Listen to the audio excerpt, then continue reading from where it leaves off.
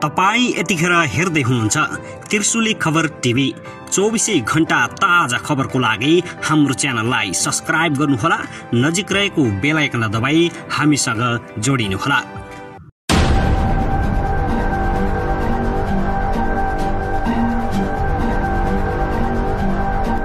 लद्दाखमा चीनले तैनात गर्यो ट्याङ्क र तोप, भारतमा तरङ्ग। चीनिया भूमिमा हराएका 5 जना भारतीय नागरिक मुक्त। चीनिया सेनाले ठोक्यो भारतीय सेनामाथि गोली, भारतीय सेनाको भागाभाग। भारत र चीन बीच सीमाको तनाव कम गर्न 5 बुँदे भयो सहमति। भारतीय सेना लद्दाखमा जान डरायो, पठायो गोर्खा सैनिक। दर्शकबिन नमस्कार, तपाईहरु यतिखेर हेर्दै हुनुहुन्छ त्रिशुली खबर टिभी। त्रिशुली खबर टिभीमा तपाईहरुलाई स्वागत छ। यदि हाम्रो च्यानललाई अहिलेसम्म सब्स्क्राइब गर्नु भएको छैन भने सब्स्क्राइब गरी नजिक रहेको बेल आइकन दबाई हामीसँग जोडिनु होला।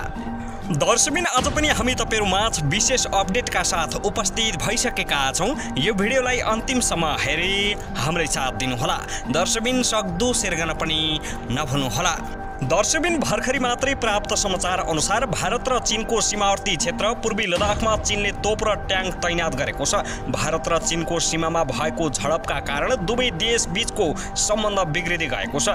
यसैबीच चीनले पूर्वी लद्दाखको प्याङ्गोङ तालको दक्षिणी किनारको क्षेत्रको स्पाङ्गुर ग्यापमा भारी संख्यामा सैनिक, ट्याङ्क र तोप तैनात गरेको भारतीय सञ्चार माध्यमहरूले बताउँदै आएका छन्।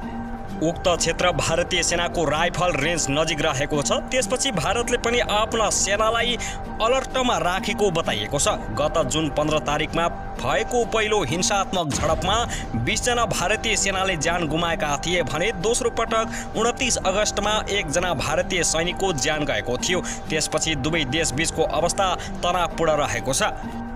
त्यसैगरी भारत र चीन बीच सीमा विवाद बढिरहेका बेला चीनले कब्जामा लिएका 5 भारतीय नागरिक मुक्त भएका छन्। हिमाली क्षेत्रमा सीमारेखा नागेर चीनतर्फ पुगेपछि उनीहरूलाई चीनले कब्जामा लिएको ठानिएको थियो। भारतको रक्षा मन्त्रालयले चीनसँगको सीमावर्ती राज्य अरुणाञ्चलका ती युवाहरू यसै महिनाको सुरुदेखि बेपत्ता थिए र हालै मुक्त भएर सम्पर्कमा आएको जनाएको छ। तर उनीहरू मुक्त भएको विषयबारे चीनले कुनै पुष्टि गरेको छैन। शनिबार एउटा विज्ञप्ति जारी गर्दै भारतीय सेनाका एक प्रवक्ताले अरुणाञ्चल प्रदेशका 5 युवाहरू शिकार गर्दा थाहा नपाइकन सीमा पारी पुगेको जनाएका थिए। उनीहरू झुकेर चिनिया भूमिमा प्रवेश गरेको भारतले जनाए पनि चीनले यसबारे केही बताएको छैन। चीनको कुनै औपचारिक भनाइ नआए पनि त्यहाँको सरकारी मुखपत्र ग्लोबल टाइम्स पत्रिकाले एक गोप्य सुरक्षा स्रोतलाई उद्धृत गर्दै उक्त समूह शिकारीको भेषमा रहेका जासुसहरू भएको दाबी गरेको बीबीसीले लेखेको छ। घटनाको थप विवरण केही खुलाइएको छैन। त्यसैगरी लामो समयदेखि सीमा विवादका कारण तनावमा रहेका भारत र चीनबीच द्वन्द्वको स्थितिबाट छिटै पछि हट्ने सहमति भएको छ।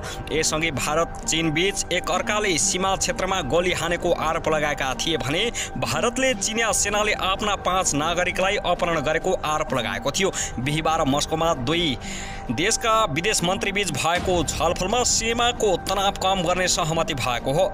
बेला बेलामा दुवै देशका सैनिकहरूबीच पूर्ण रूपमा निर्धारण हुन नसकेको सीमा क्षेत्रमा द्वन्द्व हुने गरेको छ।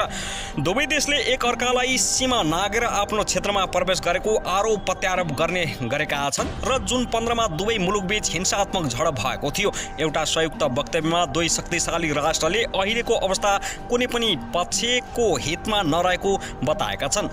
त्यसैले दुवै पक्ष सीमामा रहेका सेनाले संवाद कायम राख्ने, छिट्टै द्वन्द्वबाट पछाडि हट्ने आवश्यकता दुवै कायम राख्ने र तनाव कम गर्न सहमति भएको छ। भारतीय विदेश मन्त्री एस जयशंकर र चीनका वाङ यीले हस्ताक्षर गरेको वक्तव्यमा भनिएको छ। वक्तव्यमा शान्ति र अमन चयन कायम राख्ने र नयाँ व्यवस्थाहरू पनि अगाडि बढाउने बताइएको छ। यद्यपि यो व्यवस्था कस्तो खालको हुने भन्ने स्पष्ट पारिएको छैन।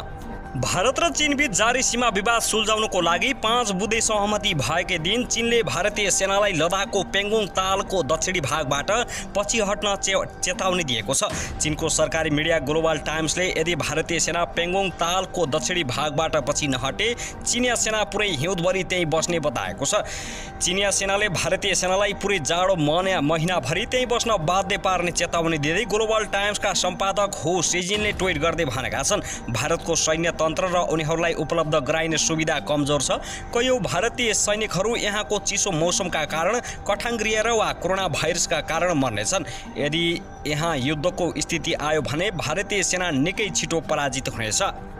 त्यस्तै भारतसँगको सीमा नजिक चीनले 50,000 चिनिया जनमुक्ति सेना तैनात गरेको भारतीय गुप्तचर एजेन्सीहरूले बताएका छन्।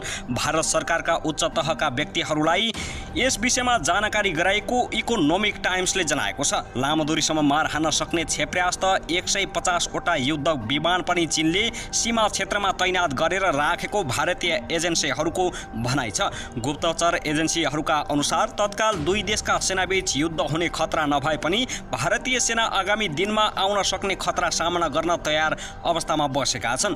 चिनिया सेनाले हजारौं सेना बढाएर तैनात गरेको खबर आइरहँदा भारतले पनि सेनाहरू बढाएर तैनात गरेको छ। सीमामा चिनिया उत्तेजक कदमको भारतीय सेनाले गतिलो जवाब फर्काउने भारतीयले दोहोऱ्याउँदै बताउने गरेको छ।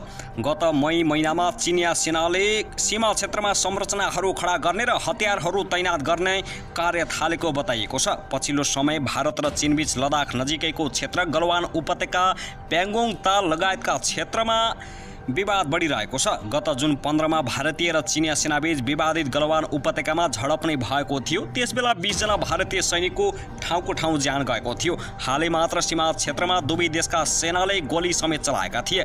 45 वर्षमा पहिलो पटक चीन र भारत बीचको सीमामा गोली चलेको बताइएको छ।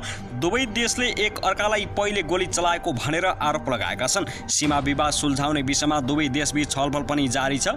कमान्डर स्तरमा गत जुन 5 पटक भन्दा बढी वार्ता भइसकेको छ।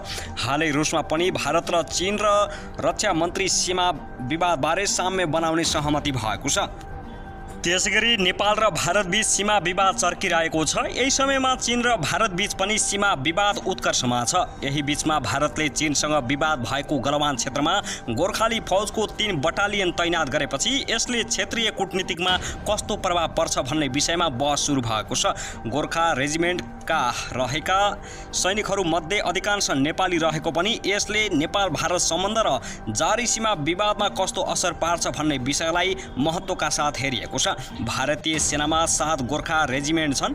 यीमध्ये 6 रेजिमेन्ट भारतमा ब्रिटिस राज हुँदादेखि नै हुन्। 7औं रेजिमेन्ट भने भारत स्वतन्त्र भइसकेपछि स्थापना भएको हो। यी 7 रेजिमेन्टमा कुल 39 बटालियन छन्। यीमध्ये पछिल्लो एउटा बटालियन मात्र भारतीय गोर्खाली समुदायका सैनिकहरू मात्र रहेको बटालियन हो।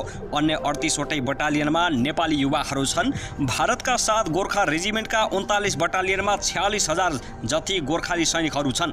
तीमध्ये 35,000 भन्दा बढी नेपाली हुन्। बाँकी पनि अधिकांश नेपाली मूलका भारतीय नागरिक हुन्। एउटा गोर्खा बटालियनमा 1200 सैनिक हुन्छन्। सन् 1962 मा चीनसँग युद्ध हुँदा भारतको ठूलो भूमि रक्षा गर्ने गोर्खाली थिए। यही कारण अहिले पनि भारतले चीनसँगको विवादित क्षेत्रमा गोर्खाली सैनिक खटाएको छ। यससँगै 20 जना भारतीय सैनिकको ज्यान जाने गरी गलवान घाटीमा चीनसँग झडप हुँदा त्यहाँ बिहार रेजिमेन्ट तैनात थियो। तर बिहार रेजिमेन्टका कर्नेल सहित 20 जना सैनिकको ज्यान गएपछि झस्किएको भारतले त्यहाँ आफ्नो सबैभन्दा बलियो सैन्य शक्ति गोर्खा राइफल्सलाई खटाएको छ। भारतले सीमामा गोर्खाली खटाइरहँदा नेपालमा भने यसको विरोध भएको छ। केही समय अघि नेपालका परराष्ट्र मन्त्री प्रदीप कुमार गेवालीले बेलायत, नेपाल र भारत बीच 1947 मा भएको गोर्खा रिक्रुटमेन्ट सम्बन्धित त्रिपक्षीय सम्झौताको औचित्य सकिसकेको बताएका थिए। उनले यो सम्झौतालाई अतीतको विरासत भनेका थिए। यसबाहेक अन्य क्षेत्रबाट पनि भारतको रक्षाका लागि नेपाली युवा नेपालको मित्र राष्ट्र विरुद्ध